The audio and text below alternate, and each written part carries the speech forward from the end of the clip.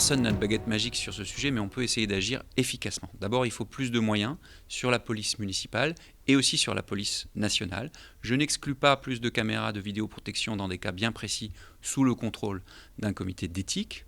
Ensuite, il faut qu'on étende les horaires de passage, des rondes, nocturnes notamment. Et puis, je pense en particulier aux femmes dans les transports. Il faut une police intercommunale des transports. Et puis, dernier point, il ne faut jamais oublier la prévention, l'éducation. La sanction, c'est important, mais ça va avec la prévention et l'éducation.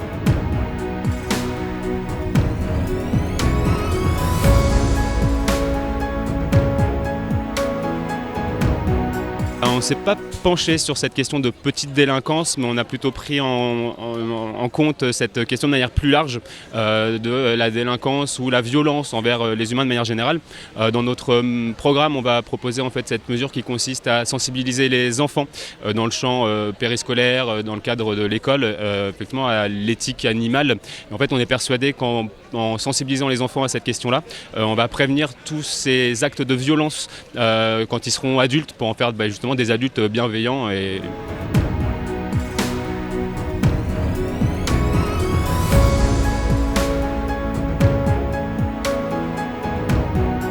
Ces derniers mois, les faits divers se multiplient dans les journaux, dans la presse, et ils ne sont pas cantonnés maintenant à certains quartiers, partout, également dans le centre-ville de Rouen. Pour nous, le rôle essentiel pour faire face à cette petite délinquance, c'est de renforcer les pouvoirs d'action de la police municipale, pas uniquement en répression, mais aussi à nouveau en proximité, parce que leur mission, c'est faire de la prévention, faire de la médiation, c'est leur redonner les moyens d'être au contact de la population, commerçants, habitants, pour prévenir, au lieu de laisser se multiplier ce type de phénomène.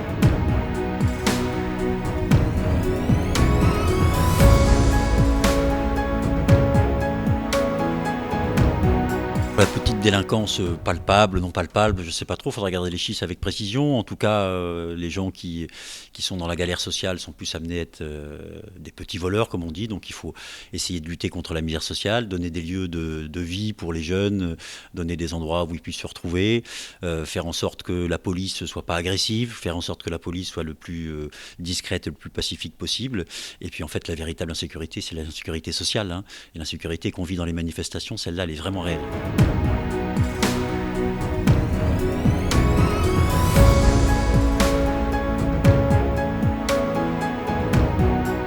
D'abord lutter contre la pauvreté, donc ça passe par aussi le recrutement de médiateurs de rue, le recrutement aussi de personnes qui accompagnent les jeunes.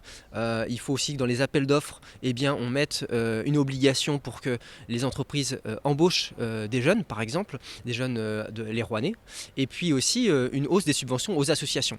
Et puis après une police de proximité, il faut mettre fin à la vidéosurveillance, et puis avoir véritablement des policiers municipaux au quotidien, au service des gens.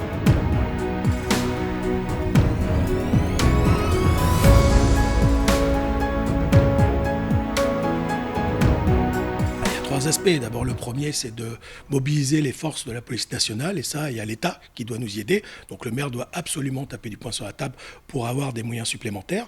Ensuite, il y a notre police municipale qui doit aussi être en capacité d'apporter une réponse, parce que je ne crois pas qu'il y a une seule solution, il y a plusieurs solutions en fonction des problématiques. À d'autres endroits, je crois que la vidéosurveillance a un sens, je le dis ici, il n'y a pas de tabou sur cette question. Et puis il y a tout le travail de prévention et aussi de qualité de notre espace public qui doit être beaucoup moins anxiogène et beaucoup plus empathique.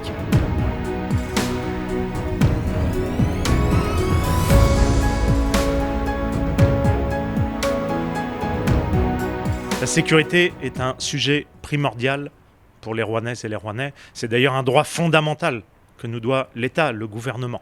Alors, il faut renforcer les effectifs de la police municipale. J'ai déjà parlé de renforcer d'une vingtaine de policiers municipaux. Il faut pour moi que la police soit accessible 24 heures sur 24 et 7 jours sur 7, ça c'est très important. La réaffecter d'ailleurs à sa mission prioritaire qui est la sécurité des personnes et des biens. Et c'est un tout, justement, qu'on doit mettre en place rapidement.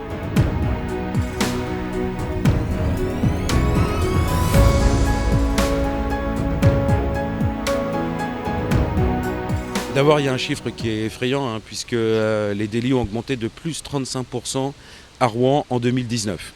Donc il y a 3 pistes immédiates. La première, c'est d'augmenter le parc de vidéoprotection, simplement 30 caméras à Rouen, Le Havre 250. Il faut plus d'effectifs de la police municipale sur le terrain. Et j'y ajoute aujourd'hui, compte tenu du contexte, l'armement de la police municipale.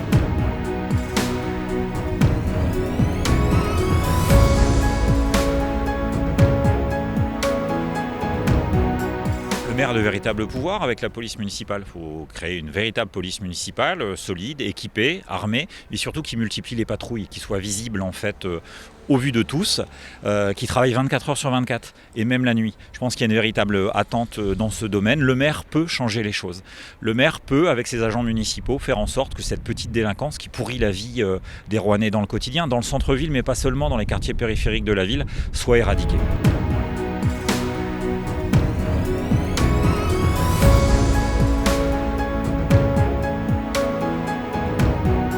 Avant d'éradiquer la petite délinquance, moi ce que je pense c'est qu'il faut éradiquer la grande délinquance.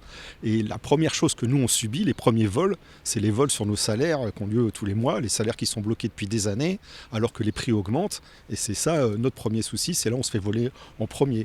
Et ensuite la délinquance, qu'est-ce que vous voulez? Moi je bosse à Renault-Cléon, on avait notre patron Carlos Ghosn, il gagne des millions par an, il va encore taper dans la caisse. C'est à l'image de cette société où les plus riches en veulent toujours plus.